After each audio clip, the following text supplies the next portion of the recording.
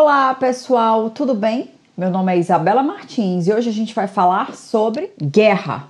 O que diz o Espiritismo? Entendendo que a doutrina espírita é uma doutrina cristã que prega a paz e o amor, que entende que fora da caridade não há salvação, obviamente somos contra a guerra. Entendemos que todos os conflitos poderiam ser resolvidos de outras formas.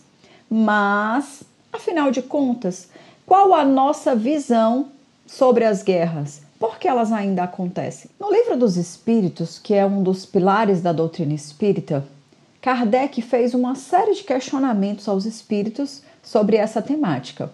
Mais especificamente no capítulo 5, que vai falar sobre a lei de destruição. Lá, Kardec questiona nos itens 742 até o 745 sobre as guerras. E a primeira pergunta que ele faz é: qual causa levaria um homem à guerra?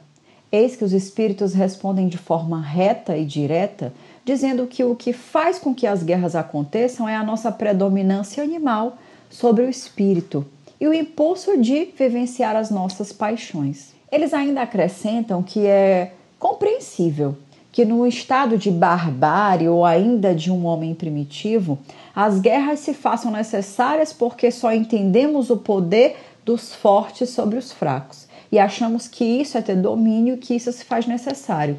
Mas à medida que evoluímos, percebemos que as coisas não são sempre assim. E o mais importante, quando elas realmente se fazem necessárias, é preciso acrescentar à guerra um tanto de humanidade. Isso está bem em falta nos dias de hoje, até para quando não estamos em guerra. Imaginem guerra, hein, gente? Então, a grande pergunta que devemos fazer e que Kardec também fez é: a guerra desaparecerá algum dia da face da Terra? E os espíritos respondem: sim, quando os homens compreenderem a justiça e praticarem a lei de Deus. Resumindo, precisamos entender que as guerras cessarão quando todos nós nos vermos como irmãos. E aquele que promove a guerra e faz tudo isso em benefício próprio, deve esperar o quê num futuro? Os espíritos então nos esclarecem que esse sim é o verdadeiro culpado pela guerra e precisará de muitas existências para expiar inúmeros assassinatos cometidos por ele ou por pessoas aos seus mandos. Mais uma pergunta importante e crucial é: será que aquele que cometeu o assassinato de outro homem durante um período de guerra, ele é culpado por isso? Ele vai ser responsabilizado por esses atos praticados durante a guerra? Quando ele se vê coagido a ter essas atitudes de precisar tirar a vida de outra pessoa por estar numa guerra, num conflito, isso sem dúvida é amenizado.